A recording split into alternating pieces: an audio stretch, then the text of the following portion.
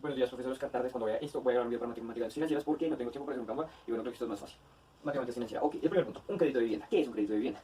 Muy sencillo, es una alternativa financiera en la que el banco a uno le presta entre el 70 y el 80% del valor total para comprar una vivienda propia. ¿De qué depende que sea el 70 o el 80? Básicamente de si la vivienda es una vivienda de interés social, BIS, o, pues por el contrario, no es una vivienda de interés social. ¿Qué hace que una vivienda sea de interés social o no? Pues una vivienda de interés social es aquella que cuesta entre 130 y 150 salarios mínimos vigentes. Y ya, eso es básicamente todo. Si yo quiero acceder a una vivienda de interés social que cueste entre 130 y 150 salarios mínimos vigentes, el banco me puede prestar hasta el 80% de mi crédito. Sí, me puede prestar un crédito del 80%. Es importante aclarar que las cuotas se deben fijar mensualmente a la hora de hacer el préstamo, así mismo como la tasa de intereses. Sin embargo, esto se va a hablar más adelante. Entonces, listo, eso sería básicamente qué es un crédito de vivienda. Sí.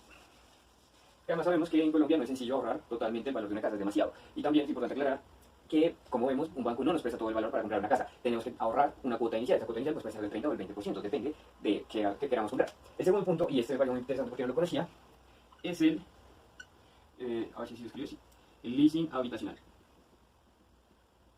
El leasing habitacional. Bueno, esta es otra alternativa de financiación para comprar una vivienda.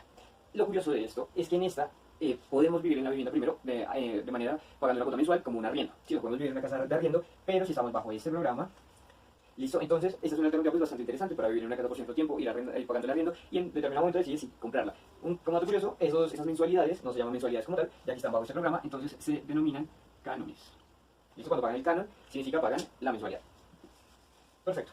El siguiente punto son los planes de amortización. ¿Pero qué es un plan de amortización? Pues básicamente, como lo dije en el principio, cuando lo pide un crédito hay que establecer desde el principio cómo lo va a pagar. Entonces existen dos planes de, bueno, ¿qué es el plan de amortización? Básicamente es decir cómo quiero pagar o cómo van a ser las cuotas para pagar ese crédito hipotecario, ese crédito de vivienda. Normalmente estos créditos son relativamente flexibles, siempre se tiene una cuota como inicial base de la que no puedo pagar menos, pero sin embargo, si me llega por ejemplo una prima, puedo pagar un abono para ir bajando para ir pagando el total del capital que me prestaron. Y pues así no delegar la deuda tantos años, porque eso también es importante. Como uno puede decir qué tan conveniente le queda pagarlo, pues hay gente que termina pagando la casa hasta en 30 años.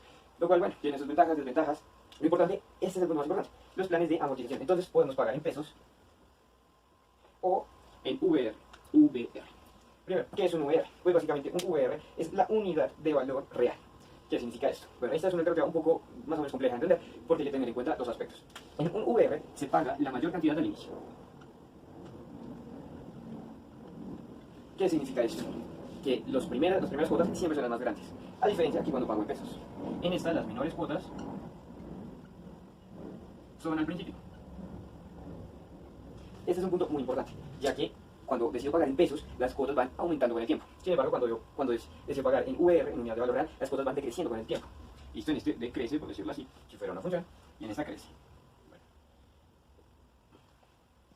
¿Listo? Ese es el punto más importante. Sin embargo, hay un segundo punto también muy relevante. Y es que cuando decido pagar en pesos, hay una tasa de interés fijo. Es decir, que el banco me va a poder prestar X cantidad de dinero, vamos a llamar a X 1000 pesos, digamos cuando X es igual a 1000 pesos. Me va a pagar 1000 pesos, yo lo voy a delegar a 10 cuotas, es decir, que en cada cuota va a pagar 100 pesos. Entonces la cuota que va a hacerse me va a quedar en 100 pesos, voy a pagar 10. Sin embargo, pues el banco necesita preservar su dinero para tener una ganancia, etc. ¿Y de dónde saca esa ganancia? Pues de los intereses. Entonces en este plan de pesos, yo voy a decir que el interés va a tener una tasa fija, en cada cuota voy a pagar el 5% del interés. Entonces, en vez de pagar 100 pesos, debo pagar 105 pesos. Muy bien, entonces al final de las cuotas voy a terminar pagando, no voy a terminar pagando los 1000 pesos que me prestaron, sino voy a terminar pagando, digamos, el final va a ser igual pues, a 1050 pesos, ¿cierto? Porque son 10 cuotas. Entonces esta diferencia, digamos, ahí la tasa de interés sería el 5%. Tasa de interés de 5%. Muy bien, ese es un gasto fijo con el cual yo me puedo organizar mis finanzas y decir cada mes tengo que ahorrar 105 pesos a pagar esa cantidad de X. Sin embargo, aquí viene lo que es relativamente complicado de entender. Y ese es el plan de unidad del valor real. ¿Por qué? Porque esta, aunque decrece, depende netamente de la economía de Colombia. ¿Por qué? Porque aquí las tasas de interés son variables y dependen de la inflación del país. Por ejemplo, si un país, digamos Colombia, no sé la cifra real en este momento, pero Colombia anualmente tiene una inflación, por ejemplo, del 5%. Es decir, que si hoy compro un chicle a 100, el próximo año tengo que comprar ese mismo chicle en 105 pesos, que es decir, de 5%. Entonces, pues este es, digamos, en una economía tan inestable como Colombia, tras una pandemia, por ejemplo, pues este es digamos, que es un tipo de amortización un poco más arriesgada, entre comillas. Vamos a poner un ejemplo. Por ejemplo, este mismo valor. Yo pido un crédito de X de 1000 pesos. De 1000 pesos. Y lo mismo, voy a poner que las cuotas van a ser 10 cuotas y van a ser cada una de 100 pesos. Sin embargo, bueno, digamos que aquí estoy omitiendo una parte y es que aquí en el valor unidad, en este VR al principio hay que pagar más y las cuotas poco a poco van decreciendo. Sí, pues digamos que esto no tiene nada que ver con los intereses, ¿no? Porque aquí los intereses pueden crecer, pero las cuotas no. En cambio aquí es al revés. Entonces si aquí voy a pagar al principio 100 pesos, pues al final voy a tener que pagar 200, por decir. Y aquí al revés. Sin embargo, vamos a omitir ese momento para entender ese segundo punto. Entonces, si yo pido un valor X por 1000 pesos, ese es el préstamo, voy a poner 10 cuotas a 100 pesos porque es lo que me queda más sencillo y listo. Entonces, en el primer mes, la inflación fue de un 5%, 5% en el primer mes. Perfecto. Entonces, ¿cuánto tengo que pagar? Pues la cuota me queda en 105 pesos. Hasta ahí todo bien, no hay mucha diferencia. Digamos que en el segundo mes, en cambio, la inflación fue del 1% sobre esta misma cuota. Entonces, ya no tendría que pagar 105, sino 101. Pero ahora digamos que hay un caso extremo, por ejemplo, alguien que pidió un crédito en Venezuela hace unos años. Si en Venezuela funcionara el mismo sistema, ¿no? Porque puede tener sus diferencias.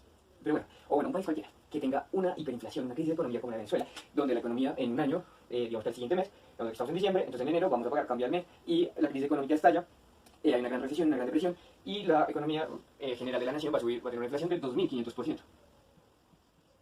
Como repito, este es un caso demasiado específico, o sea, no es el más común, normalmente la inflación no varía tanto, pero les digo, este es un caso extremo.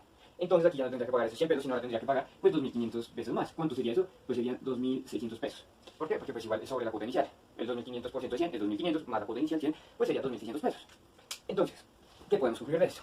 El crédito de pesos tiene sus ventajas, sí, tiene una cuota de interés fijo, yo me puedo organizar en base a ello, pero pues también tengo que organizarme y tener en cuenta que al final, cuando esté a punto de pagar mi saldo, mi capital del banco me presta, las cuotas van a empezar a subir. Esto, digamos que uno lo habla con el banco para que tampoco sea tan pesado, sin embargo, pues hay que tener eso en cuenta. En cambio, en pues digamos que este es un juego en una economía como la de Colombia, un poco inestable, en la que, por ejemplo, hubo una recesión económica por el año pasado de pandemia, pues esto es un poco una ruleta de la suerte. ¿Por qué? Porque me puedo salir favorable, sin embargo, puedo perder mucho. Entonces, normalmente si tienen pues, la mayor parte del capital para abonar, es mejor un VR, ya que al final van a quedar las cuotas mucho más bajas. Sin embargo, pues hay que tener en cuenta que los intereses van a depender netamente de la inflación del país. Y ya, espero no... Luego, listo, para nuestro siguiente tema vamos a explicar qué son las cajas de compensación familiar. Esta surge a raíz del decreto 118.957. El país en ese momento se encontraba pues, en un gobierno semi-militar y una gran crisis económica, como raro. Pero bueno, aquí lo curioso es ver que incluso antes de la Constitución del 91 ya existía ese beneficio para los colombianos. ¿Pero de qué habla eso? ¿Qué es una caja de compensación familiar? Bueno, básicamente es una entidad financiera, gubernamental normalmente, pero también existen privadas, las cuales buscan administrar y dar subsidios a las familias colombianas. Aquí como dato curioso, incluso se puede pedir desde el exterior. Si uno vive en el exterior del país, es un poco más difícil conseguirlo viviendo en otro lugar, pero también es posible. Existen varios formularios por internet. Entonces, ¿quiénes pueden acceder a este beneficio, a este subsidio? Básicamente, personas, si viven solas y ganan menos, X va a ser aquí el salario mínimo. Un salario mínimo, ¿listo? Menos de 4 salarios mínimos vigentes. Si ganan menos de 4 salarios mínimos vigentes, pueden acceder. O si viven en pareja, y digamos que pueden comprobar que en su hogar se ganan menos de 6 salarios mínimos vigentes. Esto pues es muy bajo, o sea, realmente ganas 4 o 6 salarios mínimos vigentes, es muy difícil subsistir con esto, y incluso ganando un poco más sigue siendo bastante difícil subsistir con eso. Sin embargo, pues esta iniciativa busca ayudar de alguna manera a las familias, hacia las familias vulnerables. Esto también tiene ciertos beneficios. Bueno, antes de eso, me gustaría decir que existen muchísimas alrededor de todo el país. Por ejemplo, en Bogotá hay las 4 principales de Bogotá es la Caja de Compensación Familiar de CAFAM, de Colsubsidio, de Compensar, y una, pues digamos, departamental, que es la Caja de Compensación de Cundinamarca. Sin embargo, pues existen alrededor del país muchísimas más. En el Chocó hay 3 en el Atlántico, hay algunas son departamentales, otras son específicas, pues alguna ciudad principal. Normalmente pues las ciudades principales tienen una, como Chocó, Cartagena, etcétera, Cali, Medellín. Y lo que les digo también puede ser a nivel departamental. Entonces, otro digamos, de los beneficios que puede tener esto es que pues, ayudan digamos, en la recreación, el deporte, hay muchos planes que subsidia el gobierno. Y aquí lo importante, lo que nos interesa son la parte de subsidio de vivienda dada la caja de compensación familiar. Cuando uno está en este programa, en la caja de compensación, puede acceder a un subsidio de vivienda, digamos que específico. Por ejemplo, cuando uno quiere comprar una vivienda nueva, si se gana entre 0 y 2 salarios mínimos vigentes, es decir, cuando X es mayor o igual que 0 o menor o igual que 2, se puede acceder a un subsidio, a un crédito de 30 salarios mínimos vigentes. Este subsidio pues ayuda bastante a las familias que quieren comprar una vivienda nueva. Por el contrario, bueno, en adición, si se gana cuando X es mayor que 2 y menor o igual que 4, se puede acceder a un subsidio de 22 salarios mínimos vigentes. Por otro lado, cuando se quiere adquirir una vivienda usada es un poco más, digamos que hay más especificaciones. Entonces, entre 0 y un salario mínimo se puede solicitar un subsidio hasta 22 salarios. Entre 0 y 1,5, 21,5. Entre 1,5 y 2, 21. Y así sucesivamente esto va creciendo. Y, por ejemplo, llegamos a que si se gana 4 salarios mínimos, solamente puede acceder a un subsidio de otros 4 salarios mínimos. Por ejemplo, si se gana 3 salarios mínimos, pues puede acceder a uno de 13 salarios mínimos. Ojo, porque esto es solamente para las viviendas usadas. Ahí está como la gran diferenciación. Digamos que estos planes no siempre son suficientes, sin embargo, pues son una ayuda al Estado, que pues si uno, digamos, va a adquirir una casa de interés social, se añade uno de estos planes, si está en la caja de compensación familiar, si solicita un subsidio de vivienda, pues digamos que todo ese proceso se va a hacer un poco más sencillo y va a ser económicamente más rentable, porque pues igual, de alguna otra manera la economía del país debe moverse a través de estos mecanismos, a través de que las personas puedan pues comprar una casa, puedan tener vivienda propia, puedan adquirir cosas y puedan ir pagándole al banco. Entonces todos estos son planes que le ayudan a las personas, básicamente es esto. Bueno, ahora voy a proceder a explicar qué es un crédito hipotecario. Realmente no hay mucha diferencia con un crédito de vivienda. Tienen el mismo propósito, financiar, digamos que la compra de un inmueble. Sin embargo, por ejemplo, cuando empieza a investigar, se da cuenta que los créditos de vivienda tienen ciertas restricciones. Por ejemplo, solamente en algunas entidades financieras como bancos, pues en algunos bancos, valga la redundancia, no puedes pedir un crédito hipotecario, un crédito de vivienda si tienes un inmueble a tu nombre en el país. Sin embargo, por el otro lado, tenemos que para pedir un crédito hipotecario no existe esa restricción. Entonces aquí es donde nos tenemos que informar, porque ambos tienen restricciones, sin embargo, normalmente no son compatibles, no son las mismas. O sea que si no se puede aplicar a uno, lo más posible es que se pueda aplicar al otro. También es importante aclarar que un crédito hipotecario tiene un mayor rango y una mayor amplitud entre el mínimo y el máximo que se puede pedir. Incluso podemos pedir el 90% de la cuota para nuestra vivienda, a diferencia del 70 o el 80% que se puede pedir en un crédito de vivienda. Así que esto tiene, digamos que tiene, yo diría que más beneficios. También es importante aclarar que si tenemos cónyuge, hijos o algún tipo de familia, unión libre, etcétera, pues hay que hacer un proceso distinto, ya que pues, se debe deducir entre los dos, digamos, entre las dos partes cuántos salarios mínimos ganan, para así mismo calcular y que el banco, pues obviamente los bancos no se arriesgan a perder todo su dinero. También es importante aclarar que en ambos tipos, tanto en el crédito de vivienda como en el crédito hipotecario, se pueden hacer pagos mediante VR o pago en pesos. Y de igual manera, al principio del préstamo, o sea, cuando pide el préstamo, habla con el banco, con la entidad financiera, para dejar las cosas claras, firmar el contrato y digamos que eso después no se puede cambiar. Es decir, que si yo me comprometí a pagar en pesos, después, al cabo de un año, no puedo decir, ahora quiero pagar en VR, porque, bueno, pues depende de la entidad financiera, pero hasta donde se investiga en internet, la mayoría no lo aceptan directamente, ya que pues, es un acuerdo, una firma que se hace desde el principio. Y ya esta es la verdad la principal diferencia, que la diferencia de rangos y la diferencia de requisitos para acceder a uno o al otro. Bueno, ahora uno de nuestros últimos términos, algo muy importante que nos ha explicado, y es la palabra ignoración.